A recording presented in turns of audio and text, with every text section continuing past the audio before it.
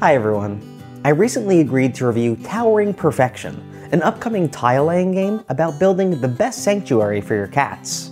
However, when I received it, it came with a note stating that this was just a demo copy, and the final version would have higher quality components, nicer looking and more durable tiles, a box insert, finalized artwork, a revised rulebook, a complete set of tiles, and much more.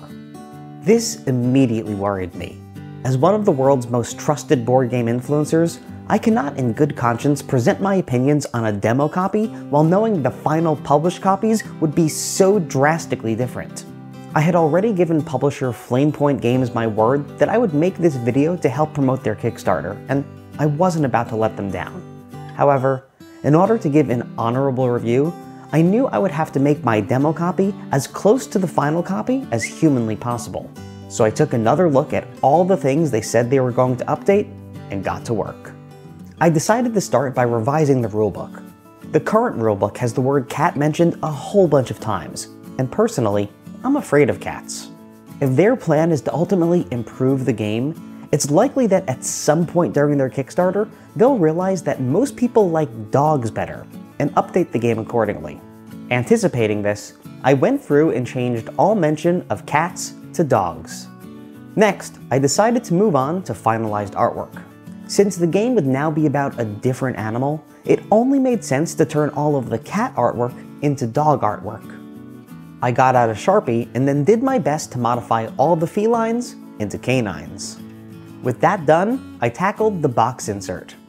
I decided to give them the benefit of the doubt and assumed they would be making a very high quality insert. So I took the organizer from Rococo Deluxe Edition, one of the most premium inserts I've seen, and put all the pieces into that. Next, I looked into getting a complete set of tiles. My demo copy came with 60 tiles, but it looks like the final product will have 100 tiles to accommodate larger player counts. To make up this difference, I decided I would add in 40 tiles from Carcassonne, one of board gaming's most highly regarded tile-based games. After that, I had to make tiles nicer and more durable. The nicest, most durable things I know of are bricks. So I got some out and used masking tape to secure tiles onto them. The note also said, in general, there will be higher quality components. So I took some caviar, one of the highest quality things, and coated the game with it. Finally, they concluded by saying the final version would have much more, so I just threw in some random things from around my home. With my upgrades complete, I can confidently say that my copy of Towering Purrfection is likely very similar to how the final version of the game will actually be, which means that I can now honorably review it. Hi everyone, and welcome to my review of Towering Purrfection by Flamepoint Games. First off, this game has a wonderfully written rulebook, and I love that they chose to make a game about dogs, which is most people's favorite animal. On top of that, all the cute dog artwork is a true delight that will definitely please canine lovers across the globe. There were also a few random objects that came with the game, and while they didn't seem to have any impact on gameplay, I still thought it was very thoughtful that the publisher decided to include them. Unfortunately though, this is where my praise of the game ends, as most of their other choices really had me scratching my head. To begin, why is this game called Towering Purrfection? Purrs are more commonly associated with cats, an animal that most people are afraid of and has nothing to do with this game. The box insert looks incredible, but insanely enough, it doesn't actually fit into the box. This is not practical and doesn't aid in storing the game at all. Even worse than that, it looks like Flamepoint Games has shamelessly stooped to committing plagiarism. A whopping 40% of the included tiles are identical to ones found in Carcassonne. I have no clue how they thought they would get away with this, but it is disgraceful, indefensible, and immoral.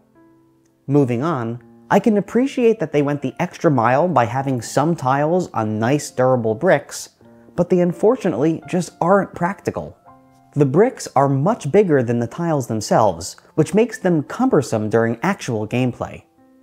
Additionally, they don't fit in the box, which means you have to stack them individually on your shelf when you're done playing. Because they're so heavy, It's exhausting to set everything up and tear it all down. I'll almost always pick another game over this one for that reason alone. Now, I know all that sounds pretty bad, but the worst thing, by far, has gotta be the caviar. Some lunatic decided it was a good idea to smear caviar over all the components, likely in a misguided attempt to make the game feel higher quality. Well, I'm sad to report that it does exactly the opposite. The pieces are frankly disgusting, and everything has an unsettling fishy smell.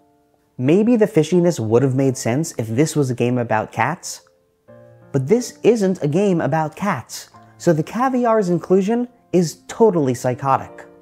In its current state, I unfortunately think Towering Purrfection is unplayable, and I cannot advise anyone to go out and buy it.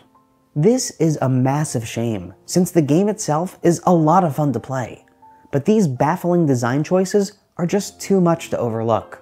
If you do still want a copy of your own, I'd personally recommend trying to find an original demo copy, which is probably what Flamepoint Games should have had me review in the first place.